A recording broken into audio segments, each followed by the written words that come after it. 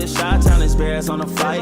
Let me go tune in to Keek on the mic. He gon' make sure we get our news and highlights. When you get on YouTube, you better hit the like. Chicago Bears blockbuster trade pitch could land the team this franchise-altering defensive end. Hey, what's going on, Bears fans? Thank you so much for joining me for another episode of Keek on the Mic, the podcast all about the Chicago Bears. As always, if you're new to the channel, make sure you hit that subscribe button and the notification to catch all Bears content right here on the podcast. So, Bears fans, as we all know, we are still in the thick of the offseason. We are slowly getting closer to Chicago Bears football. The Chicago Bears are currently in their final 3 days of mini camp just for the rookies. The good news is I believe that Caleb Williams and Rome Odunze both stay behind to get in some extra work with the Chicago Bears rookies. So that's obviously good news to hear that our two year two players are getting some extra work in and looking to take that huge leap for the Chicago Bears. But on today's episode of Keek on the Mic, I wanted to make you guys aware of something that is pretty significant, not only for the Chicago Bears, but across the National Football League as well. I'm not sure if you guys have been keeping track on the situation of star defensive end TJ Watt. He is actually not attending the Pittsburgh Steelers mandatory minicamp as he is entering the final year of his contract and he is looking for a new contract extension. So much like the Trey Hendrickson situation with the Cincinnati Bengals, TJ Watt is in the exact same boat looking for a contract extension. So my question for you guys on today's episode of Keek on the Mic, if things continue to escalate between TJ Watt and the Pittsburgh Steelers, do you think Ryan Poles and the Chicago Bears should be interested in potentially making a trade for the superstar defensive end and TJ Watt? Bears fans, I'll be the first one to say that I do believe that the Pittsburgh Steelers will end up getting a deal done with TJ Watt. He is the heart and soul of that football team, but you never know with the National Football League. I do know he's about to turn 31 in October. They may not be wanting to pay him all that money long term, especially at the age, even though he is a superstar. Who knows how the Pittsburgh Steelers view on giving him that big time contract extension, which is probably expected to be more what Myles Garrett got with the current extension in 2025 with the Cleveland Browns. So here we go. Let's go ahead and break down TJ Watt. First and foremost, 6'4", 252 pounds. Like I mentioned, he turns 31 in October. In 8 seasons with the Pittsburgh Steelers, he has been outstanding in the National Football League. We're talking about 108 sacks, 33 forced fumbles, 225 quarterback hits. And then the accolades really speak for itself when you're talking about a guy like TJ Watt. 7-time Pro Bowler, 4 All-Pro selections, a 2021 Defensive Player of the Year.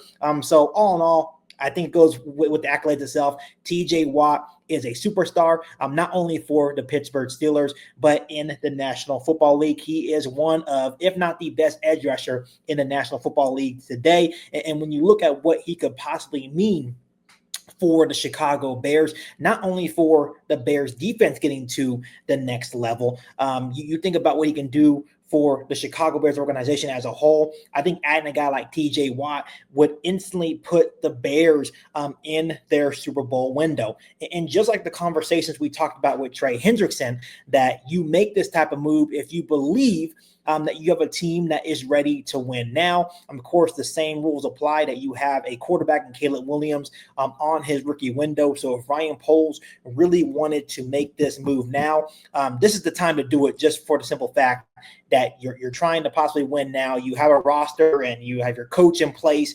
And once again, that rookie on the quarterback contract, this is the type of move that you make if you truly believe that your team is ready to win now. And once again, you think about imagining a defensive line with TJ Watt, Montez Sweat, Dayo Odengbo, Grady Jarrett, Javon Dexter, Andrew Billings on the same defensive line would be absolutely ridiculous. And you know, obviously, new Bears defensive coordinator Dennis Allen running the show. It would actually be a really scary situation, not only for the NFC North, but the entirety of the National Football League. But the main question, just like with the Trey Hendrickson situation when we talk about maybe Hendrickson being a Chicago Bear as well, and maybe Ryan Poles being interested in making a trade for any of these defensive ends, is can the Chicago Bears actually afford a guy like TJ Watt?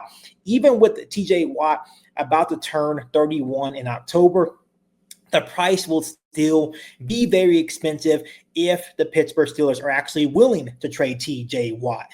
You are probably looking at giving up multiple high-level draft picks, probably second-round picks, probably even a first-round pick.